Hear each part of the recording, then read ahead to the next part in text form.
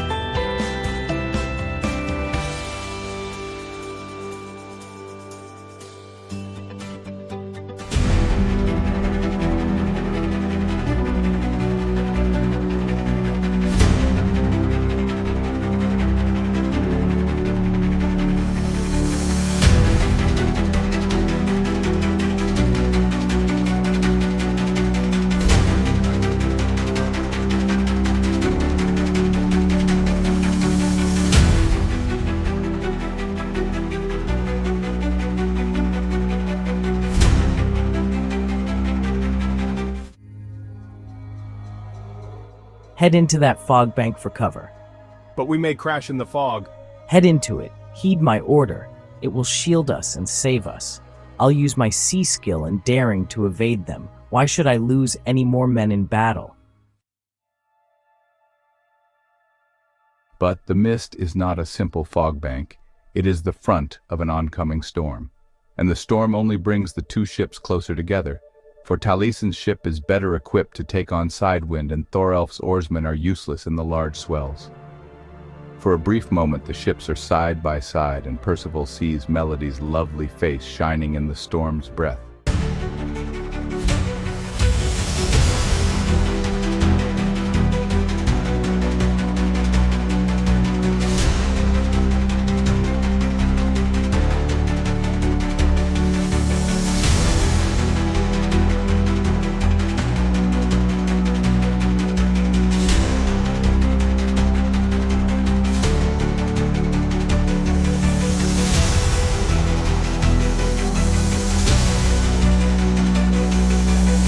But then the ships begin to separate, perhaps forever.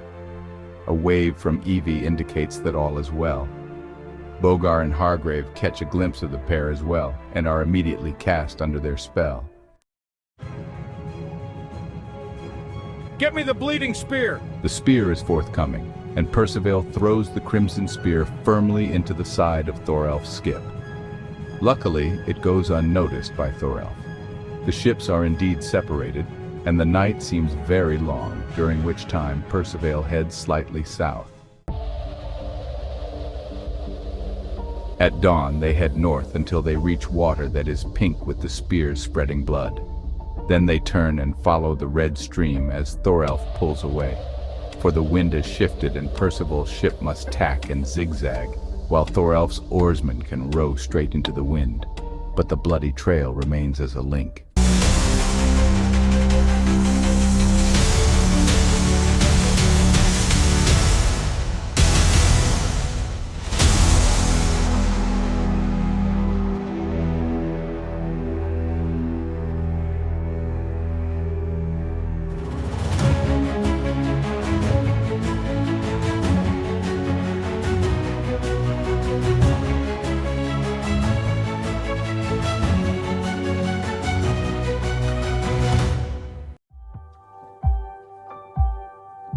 Hargrave, still seemingly in love with the description of Evie, is now haunted by the elfin smile and two gray eyes of Melody.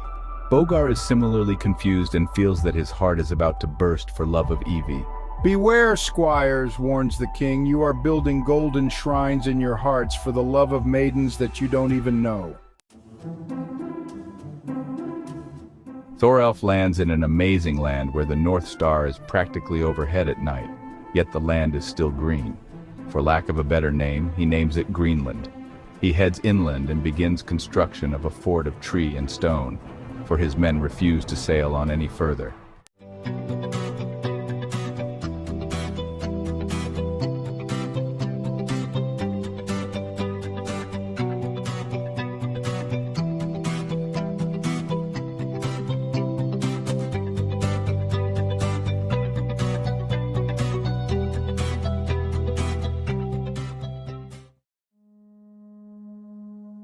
Greenland note.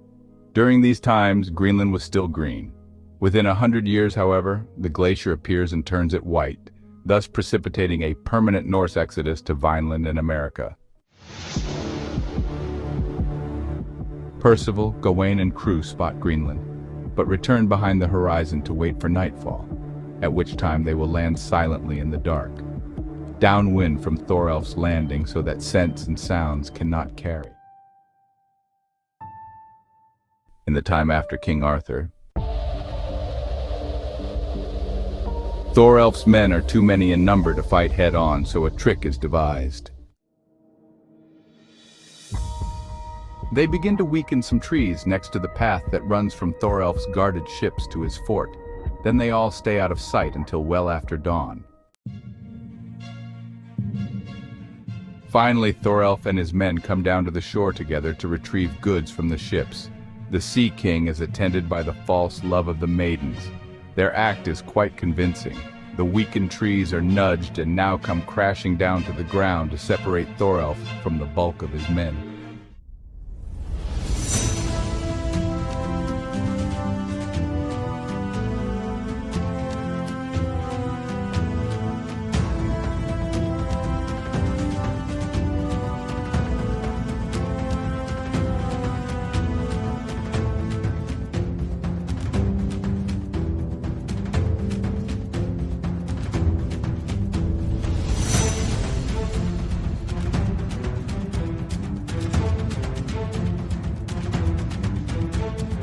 With the maidens and a handful of men that made it past the barrier, Thorelf races to his escape ship lying out in the water, well guarded and ready to sail at a moment's notice. Quickly to the ship, we must not delay. Then the English longbows take their terrible toll and Thorelf has barely enough men to man the oars. Yet he escapes, and again does the unfathomable. He sails west to certain doom at the sea's end, leaving the last known bit of land forever behind. But he is back at sea where he reigns supreme.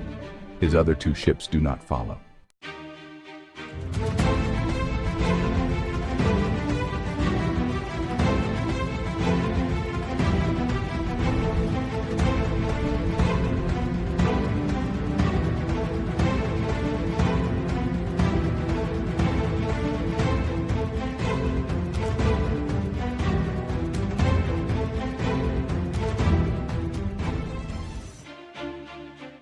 Two knights and two squires and a crew of fine sailing fighters engage the Viking remnants on land to ensure that they cannot follow.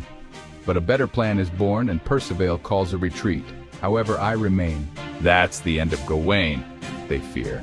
But when they look back, they see that he is carrying the fight to the Vikings. Most of the Vikings are blockaded by the trees across the road, but some make it through. Gawain stays back to engage them and to buy some time for his friend's escape. Gawain fights bravely, one against many, and promotes most to the grave before his wounds sap his strength. A gentle word to my mighty steed. And the warhorse takes him to the safety of the shore, where he slides from his horse to the sand and awaits his end and the Maker's hand. During the retreat, Percevale's men shoot fire arrows into the remaining unmanned Viking ships, and they go up in flames. Thorelf has discovered the bleeding spear, removed it, and has left it on the beach. Bogar spots it and gathers it up. A final long-range shot from the sturdiest longbow sets Thorelf's rear sail aflame. But his frightened rowers more than make up the difference and pull safely away as the sail is dumped into the sea. We must keep rowing, men. Do not let the flames deter you.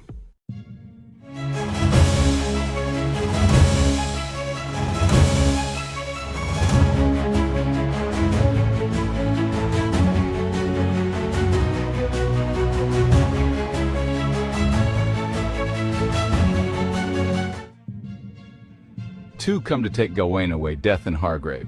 Hold on, Gawain. I will revive you to the point where you can walk. And with that, Death departs for now. To the ship. Cries Gawain. To the ends of the earth and beyond. The crew gives long, hard thought to his words as they board and leave Greenland behind.